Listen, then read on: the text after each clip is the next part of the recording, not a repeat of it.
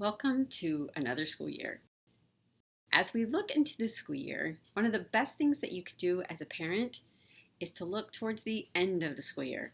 And I know that sounds kind of crazy, but what you don't want to be is you don't want to be the parent come April or May where you see your child really hasn't made the progress that you would have liked or that you even expected. And so there are some tools that you can use to kind of keep yourself out of the weeds as you get later on into the school year. So, one of the first things that you can do is have a conversation with your teacher and let them know that you are interested in data. Data is really the best way of gathering information that tells us if we're on the right track or if we're not and we need to readjust. I personally like graphs. I like to see students' progress graphed out. Graphs are simple, they're easy to read. In a split second, you can look at a graph and you can kind of get a feel for if the student is moving in the right direction. So I'm going to include a graph here so you can take a look at that. You're going to want to make sure that you have a baseline. So that means that the data needs to be gathered up front to see where your child is. So for instance, if it's reading words, you want to know how many words your child can read now, and then know what the goal is on the IEP. So let's say that the goal is to read 50 words by the end of the school year. So you want to know what you're shooting for, you want to know what your baseline is, and then you want to be able to have the data that is tracked throughout the school year. I recommend every quarter looking at data. So the best thing to do is really let your teacher know up front that you're going to want to see data, that you're going to want to meet with your teacher at least quarterly to look at the data, to talk about the data, to talk about the curriculum that's being used. And if you do not see, like in this graph, if you do not see an upward trend, then that's telling you a couple things. It's telling you that perhaps the right supports aren't in place. It's telling you that the curriculum may need to be reviewed and reconsidered. And if you have a child who has an IEP, that means that the instruction should be as individualized as your child needs. So not every kid learns using the basal curriculum, the one that everyone else uses. So if your child is failing to make progress with the general curriculum or the typical curriculum that's used in that special education classroom, then it's time to revisit and look to see what can be done different. One of the other things that parents really need to do and stay on top of, if you want to know how your child's doing in school, you need that daily communication. And far too often, a parent will call me with a lot of concerns over that daily home note because they say it's a bunch of smiley faces or sad faces. It doesn't really give them information that they need in order to help their child. Because really the goal is for the educator and the parents to work hand in hand to make sure that that child has what they need in order to make the progression that you're seeking after. So the daily home note is supposed to be what you want to know as the parent or the caregiver. It's not really meant for data tracking purposes. It is for you. So if your home note does not include what you want to know about your child's day, especially for those of you who have kids that they're not coming home and communicating with you as to how the day went, what they learned, and really you have no other way to know how the day went if it's not in daily home note. You want to make sure that that is in place and it gives you the information that you need. You can, as a parent, you can revise the home note. You can create your own home note. You could create a home note of what it is that you want to know about your child's day. And I encourage you to make it as simple as possible because teachers, they have a lot going on during the day. They have a lot of requirements that on them by the school system. So you want to be as respectful of your time as you can.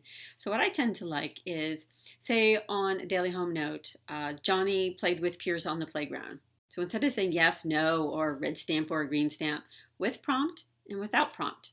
Because if that is a goal on Johnny's IEP, they should be working on that every day. And Johnny may not be able to do it on their own, and he may need a prompt. So did he do it today with a prompt or without a prompt? It's really quick and simple. They could just circle one. And really, you could have those kind of questions for pretty much everything.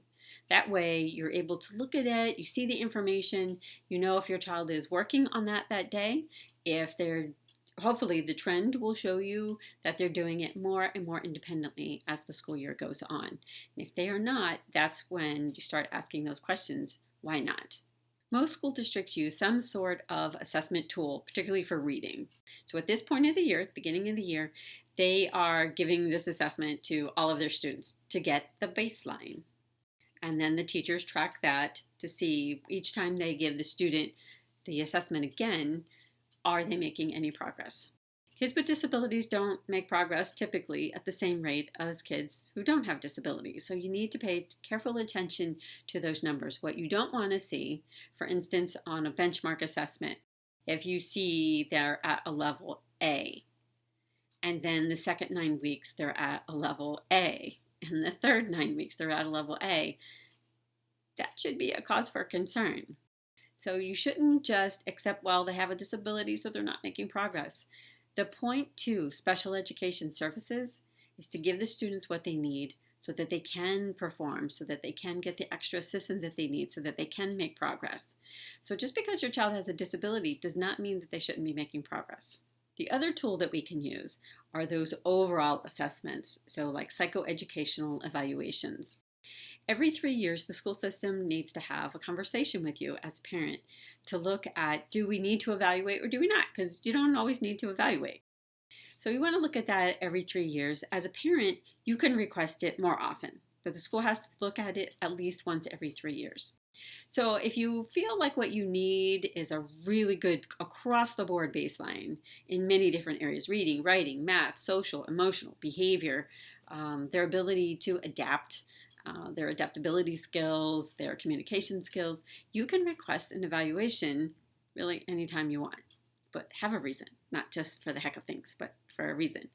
And then you can use that data also towards your baseline. And then you want to be able, again, to track the progress. If you need to involve the school psychologist because the team at the school is a little, confused as to why the student's not learning with all the supports that they're being given, then you need to do that. But don't wait. The worst thing that you can do is to give it time, expecting that something's going to change like on its own. That almost never works out. So you want to be engaged. You want to let your teachers know that you're involved, that you want to participate, that you want to look at the data, that you want to look at those charts, those graphs. You want to be able to see that trend moving up because that's why they're in school. They're in school to learn, to gain the skills that they need, to move on when they're ready to either post-secondary education or employment. And we can only have those best outcomes if we kind of stay on top of things as they go. So contact your teacher and let them know that you want daily communication that really gives you the information that you need. Let them know that you're going to want to look at data at least once every 9 weeks, so that they kind of give a heads up. You don't want to pop it in on your teacher, after 9 weeks and say, oh, by the way, I want to see that data. Let them know in advance that you're going to want to see that data. And be involved in your child's education. Participate, engage, volunteer at the school. Do everything and anything that you can to support your child, support his teacher, and his learning. All right? Good luck.